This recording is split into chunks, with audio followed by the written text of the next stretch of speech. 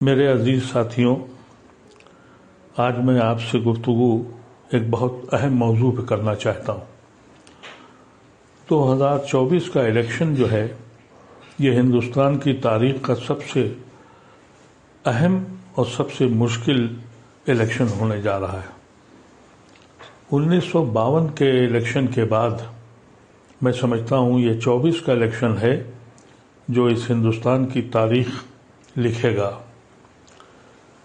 1947 میں جب یہ ملک بٹا اس وقت کچھ لوگ اس ملک کو چھوڑ کے چلے گئے اور کافی بڑی تعداد اس نے گاندھی کی آواز پر، مولانا آزاد اور نہرو اور اس وقت کے کابرین کی آواز پر اپنی کشتیاں جلا دیں، ایک جناح کو ٹھکرا دیا اور یہ فیصلہ ہوا۔ جو کیفیت 1947 میں مسلمانوں کی تھی، آج 2024 میں ہم وہیں کھڑے ہیں۔ اس وقت کے کابرین نے ایک رائے دی کہ بھائی تم یہاں آ کے رہو، ہم سانجی وراثت میں رہیں گے۔ 52 کا جو پہلا الیکشن ہوا، نہرو نے ریفرینڈم لیا کہ اس ملک میں سیکولر حکومت رہے گی یا ہندو اسٹیٹ بنے گی۔ اس وقت کی عوام نے یہ فیصلہ کیا اور ہندوستان کے مسلمانوں کو بھی مسرت ہوئی کہ ان کا فیصلہ صحیح تھا۔ ہم مسلمانوں نے چاند و ستاروں کی تمنا نہیں کی تھی، ہم نے صرف یہی چاہا تھا کہ ہم عزت کے ساتھ اپنے بھائیوں کے ساتھ رہیں۔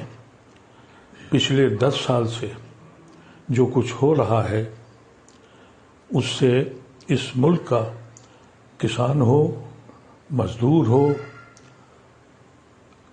اور کاریگر ہو، ہر طبقہ فکر مند اور پریشان ہے، اور بالخصوص مسلمانوں کے لیے اب فیصلہ کرنا ہے کہ ان کی زندگی کیسے گزرے گی۔ آپ کو اس میں ایک حقائق بتانا چاہتا ہوں، ہماری بربادی کے باعث میں ہم خود شریک ہیں۔ اگر آپ ہندوستان کے تجزیہ کریے تو 84 پارلیمنٹری سیٹیں ایسی ہیں جہاں مسلمان جتا سکتا ہے یا ہرا سکتا ہے، اس میں سے 72 سیٹیں بی جے پی کے پاس ہیں۔ 80% اسٹرائک ریٹ بی جے پی کا مسلم کانسٹیٹوئنسیز میں ہے۔ کس کو الزام دیں؟ کبھی سوچا ہے آپ نے؟ اس کے بعد دوسری اسٹرائک ریٹ بی جے پی کی ان اسٹیٹ سیٹوں پر ہے جو ریزرو سیٹیں ہیں۔ تو آج بھی ایک طبقہ ہے غیر مسلموں کا جو آپ کے ساتھ کھڑا ہے۔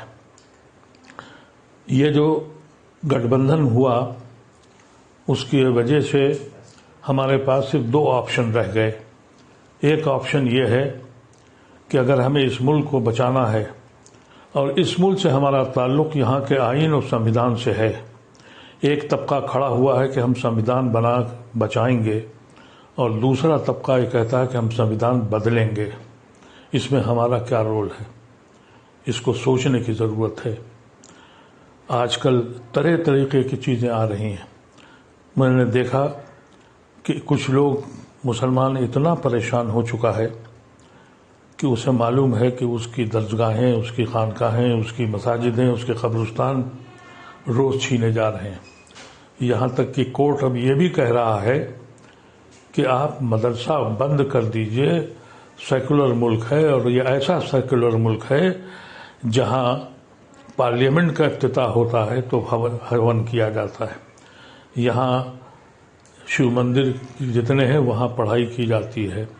جب یہ حالات ہو جائیں پھر بھی ہم نہیں جاگ رہے۔ میں آپ سے گزارش کرتا ہوں کہ اگر آپ اس وقت بھی بہک گئے، کیونکہ بہکنے والے لوگ ہیں، ابھی بہت سے وایا میڈیا پولیٹیکل پارٹیز نے نکالے ہیں، ان کی سہیوگوں کے ساتھ جڑنے جا رہے ہیں، کہتے ہیں کہ یہ فلاں فلاں سہیوگی جو ہے اس کے ساتھ ہم جا رہے ہیں، یعنی مسلم ووٹ کو بانٹنے جا رہے ہیں۔ یہ بات کب آپ کی سمجھ میں آئے گی کہ وہ علاقے جہاں آپ جتا سکتے ہیں اور ہرا سکتے ہیں، اور 4 جون کو اس ملک کا فیصلہ ہوگا اور آپ کے مستقبل کا فیصلہ ہوگا۔ میں آپ سے مدبرانہ خواہش کرتا ہوں، سوچنا شروع کیجیے. کبھی سوچیے آپ کہ ہم گنہگار ہیں یا نہیں ہیں، ہم کہاں کھڑے ہیں. کبھی ہم ان کے بھائیوں کی حیثیت سے ہندوستان میں رہتے تھے، آج اسی در پہ گنہگاروں کی طرح بیٹھے ہیں. صبح اور شام ہم کو یہ بتانا پڑتا ہے کہ ہم دیش بھکت ہیں، دیش دروہی نہیں ہیں. اتنا سب ہونے کے بعد بھی مسلمان سوچ نہیں پا رہا ہے.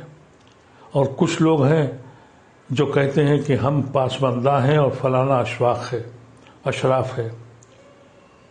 جا کے دیکھیے ان اشراف کی کوٹھیوں کو اور ان کی حویلیوں کو جو جن کھنڈرات میں اب کبوتر کے بسیرے ہو رہے ہیں.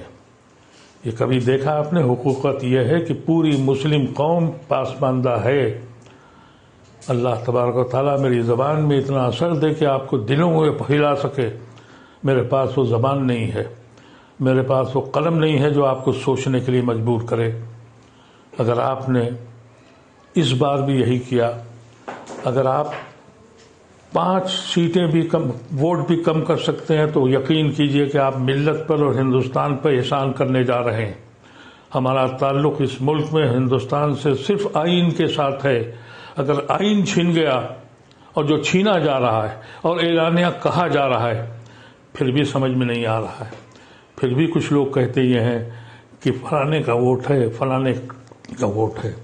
اس وقت ہمارے پاس صرف 2 ہی آپشن ہیں.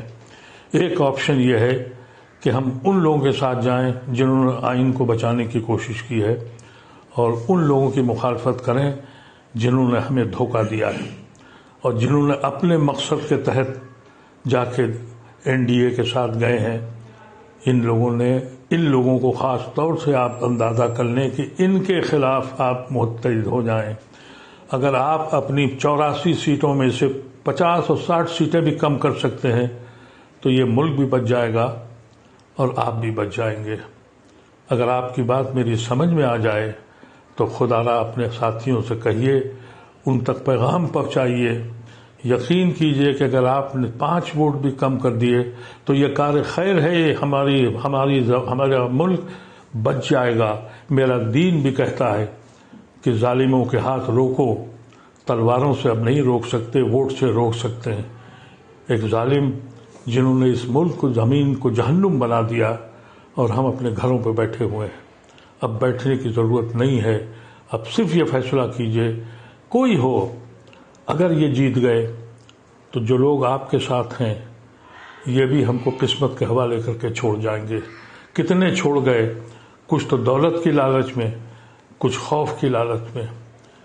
اور اگر یہ دوبارہ جیت گئے تو پھر وہ جو بچے کے جو سیکولر ہندو آپ کے ساتھ کھڑے ہیں یہ بھی آپ کا دامن چھوڑ دیں گے. پھر آپ کے بچوں کا کیا حشر ہوگا.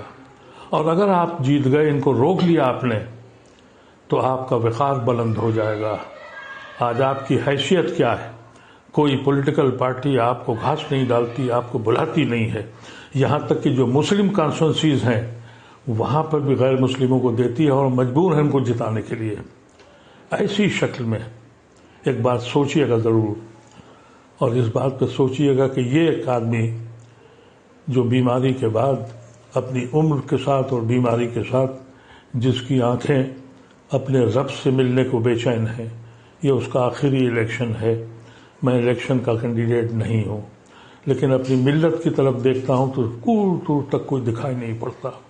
سارے اختلافات چھوڑ دیجئے، ساری جماعتیں چھوڑ دیجئے، اشراف و پاسماندہ چھوڑ دیجئے.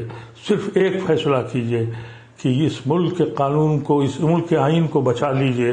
ہمارے بزرگوں نے اسی آئین کی روشنی میں ہم نے اپنے ملک کو، ایک مسلم ملک کو چھوڑ دیا تھا. اتنا سوچنا ضروری ہے. بہت بہت شکریہ. اگر آپ میری آواز سے آپ مطمئن ہوں تو خدا را اپنے آواز کو دوسروں تک پہنچا دیجئے، اور اس پہ سوچئے گا، سوچئے اور فکر کیجئے اور عمل کیجئے. بہت بہت شکریہ.